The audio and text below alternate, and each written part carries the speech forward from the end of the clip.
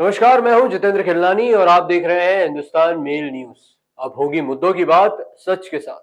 चलिए रुक करते हैं देश दुनिया और इंदौर शहर की कुछ बड़ी खबरों की ओर।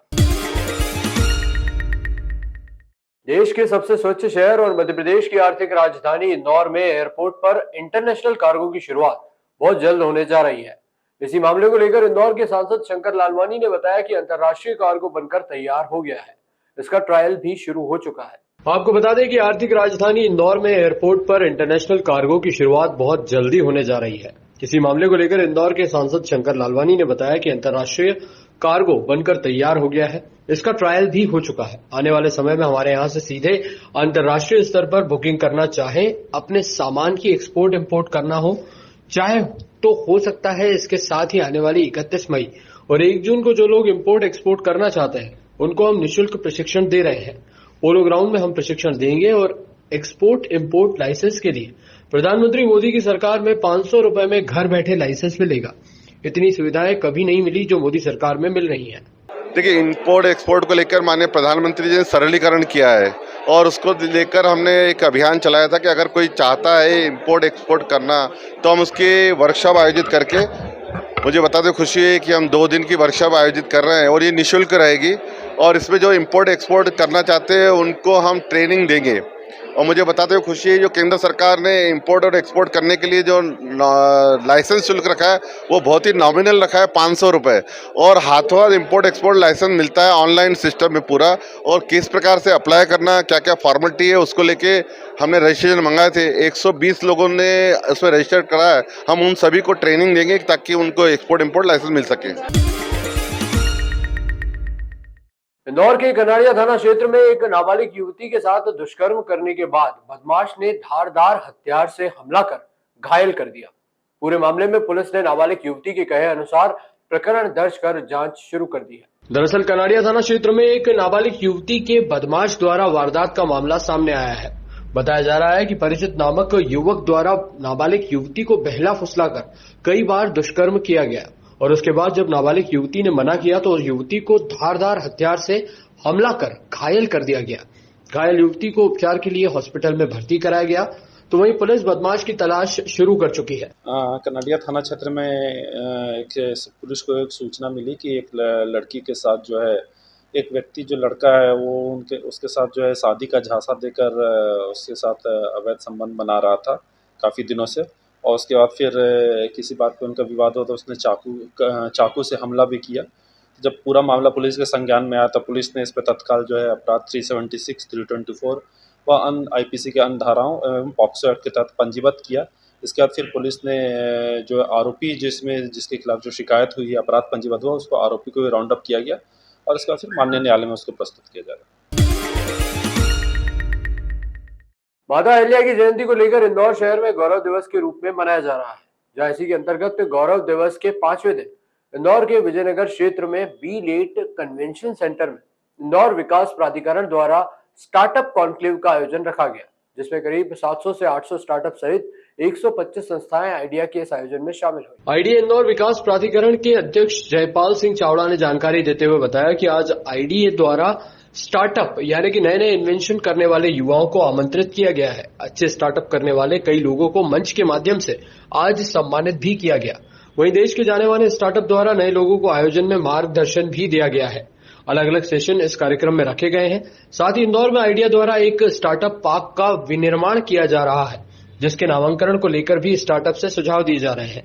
आइडिया अध्यक्ष ने कहा कि स्टार्टअप सहित कई तरह की योजनाओं पर इंदौर विकास प्राधिकरण कार्य कर रहा है। इन योजनाओं के कार्यों में कई समस्याएं भी आ रही हैं, जहां आमंत्रित स्टार्टअप से इसको लेकर सुझाव लिए और सुझाव दिए भी जा रहे हैं। बता दें कि स्टार्टअप कॉन्क्लेव में इंदौर सहित आसपास के कई शहरों के युवाओं ने आयोजन में भाग लिया है और अपने इन्वेंशन को प्रदर्शित भी किया है। स्टार्टअप और IT को लेके एक कार्यक्रम प्लान किया गया था, पिछले वर्ष भी किया गया था और इस वर्ष थोड़ा स्वरूप उसका और बड़ा किया है।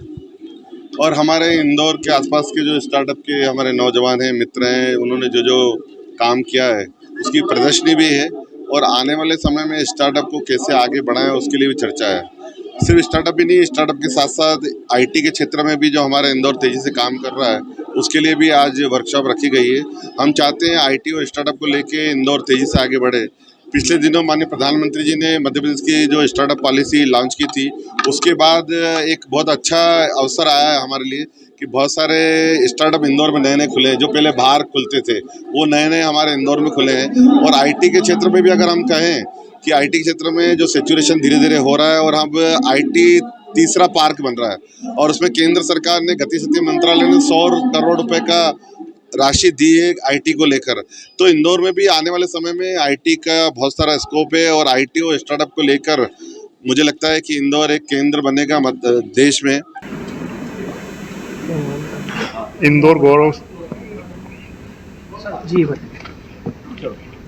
इंदौर गौरव दिवस पिछले 5 दिन से हम मना रहे हैं सप्ताह के अंतर्गत।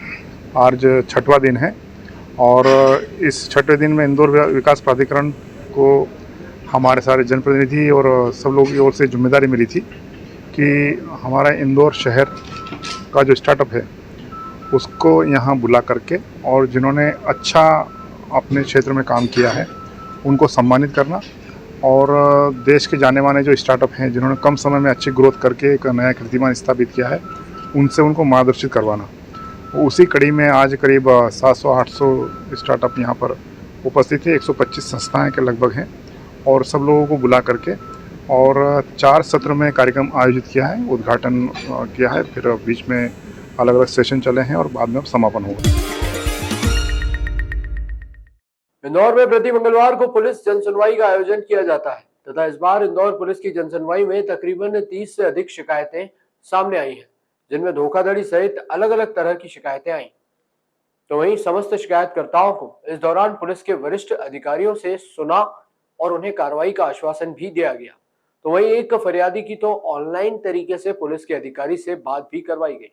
प्रति मंगलवार को पुलिस जनसुनवाई का आयोजन होता है। इस बार भी पुलिस जनसुनवाई का आयोजन पुलिस कंट्रोल रूम पर किया गया, जिसमें विभिन्न थाना क्षेत्रों में रहने वाले शिकायतकर्ता बड़ी संख्या में शिकायत लेकर पुलिस के वरिष्ठ अधिकारियों तक पहुंचे।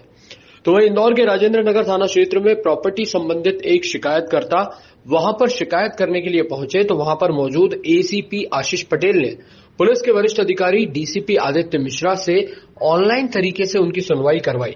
डीसीपी आदित्य मिश्रा ने उन्हें आश्वासन दिया है कि जो भी शिकायत है उस पर कार्रवाई की जाएगी।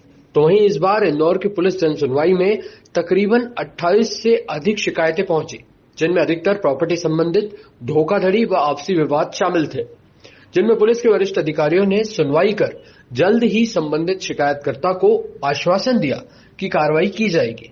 लेकिन इंदौर की पुलिस जनसुनवाई में पहली बार किसी अधिकारी ने शिकायतकर्ता की ऑनलाइन तरीके से सुनवाई की है।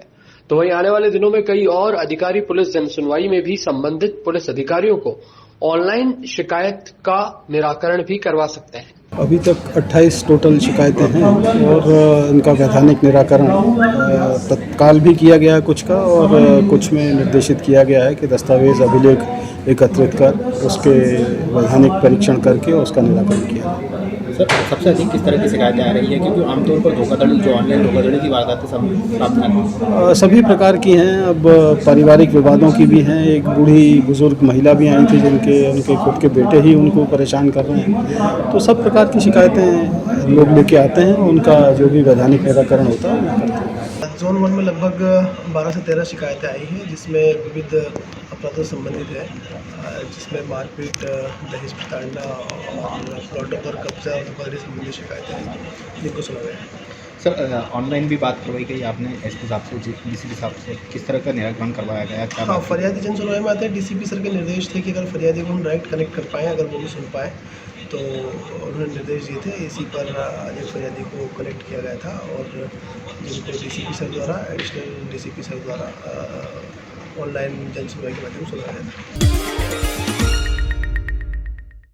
इंदौर नगर निगम की कमिश्नर हर्षिका सिंह ने कांग्रेस पार्षदों की बैठक में कांग्रेस पार्षद पतियों को बाहर कर दिया। बैठक में निगम आयुक्त हर्षिका सिंह ने स्पष्ट संदेश दिया कि पार्षद सक्षम जनप्रतिनिधि हैं। बैठक में वहीं अपनी बात रखें तो बेहतर है। दरअसल विकास कार्यों की बैठक और वर्क ऑर्डर के लिए सभी कांग्रेस पार्षदों को कमिश्नर के साथ बैठक में भाग लेना था, लेकिन कांग्रेस पार्षदों की जगह पार्षद पतियों ने बैठक में हिस्सा लिया और अपने वार्ड की समस्याएं बताने लगे। तभी कमिश्नर ने पूछा कि आप कौन है, तो कांग्रेस पार्षद पति रफीक खान ने कहा कि पार्षद पति हूं। तो उनका कहना था कि पार्षद कहाँ है। तभी रफीक खान ने कहा कि घर पर है अमूमन ये दस्तूर देखने में आता है कि कई महिला पार्षदों के पति इस तरह नगर निगम की बैठकों में शामिल होते हैं और चुनकर आई हुई महिला पार्षद बैठकों में शामिल नहीं होती। यह सिर्फ इंदौर की कहानी नहीं बल्कि लगभग हर नगर निगम में इसी तरह की पार्षद पतियों का वर्चस्व जनता द्वारा चुनी हुई पार्षद से ज्यादा नजर आता है। इस मामले में कांग्रेस की महिला परिषद रुबीना इकबाल खान ने कहा कि इस तरह की परंपरा ठीक नहीं है। जो चुनकर आया है वह साथ मीटिंग में जरूर आए, जरूरत पड़े तो किसी को अपने साथ ले आए। वो एक्चुअली ये हुआ, मैडम कमिश्नर मैडम से हमारा टाइम था, कुछ मसलों पे बात करना थी। उनका ये कहना पड़ रहा था मैडम का कि जो पार्षद है, चुना हुआ प्रतिनिधि है, वो ही बात करे। तो और उन लोगों की मिसेस को वो लोग लाए नहीं थे साथ में, तो फिर उन्होंने यही बोला कि भाई अच्छा है, इस बार आपने बता दिया तो हम अगली बार उनको लेकर आएंगे, इसलिए वो उठ के चले गए यहाँ से। देखो कायदा तो यही कहता है, जिसको चुना है जनता ने या जो जिसके पास आधिकारिक पोस्ट है उसको आना चाहिए। लेकिन अब कुछ मजबूरी होगी उनकी, वो क्यों नहीं लाए मुझे नहीं पता है इस बारे में, लेकिन पार्षदों को आना चाहिए। अगर जनता ने आपको वोट दिया है और उससे बोला है, आपका ही चेहरा देख के उन्होंने वोट दिया है और आपसे उम्मीद करते हैं कि आप लड़ें उनके लिए, जाके उनकी समस्या रखें, उनसे बातचीत करें, तो मेरे हिसाब से पार्षदों को आना चाहिए। बोलिए तो बस वो इसीलिए हम मैडम को शिकायत करना है। मैडम अच्छा रिस्पांस दे रही है, सभी को डांट लगा रही कर रही है, हमारी सुन भी रही है। जनप्रतिनिधि की बात नहीं सुन रहे हैं अधिकारी और महापौर तक की बात सुन रहे हैं, तो क्या कहना चाहेंगे? इनके ऊपर नकेल डालना जरूरी है। जो 10-10, 20-20 साल से जमे हुए हैं, हाथी का पाँव लगा के यहाँ खड़े हुए हैं, इनको रिटायर करना चाहिए, नए लोगों को लाना चाहिए। वो तो नियम भी है कि 3-4 साल में तबादला होना चाहिए। जब वो सीट मिलती है हलवे वाली तो फिर हलवा खाने को मिलता है, तो कौन यहाँ से जाएगा? बस यही है। इसी तरह की और भी खबरों के लिए आप देखते रहिए हिंदुस्तान मेल न्यूज, जिसके लिए आप हमारे चैनल को सब्सक्राइब करना ना भूलिएगा।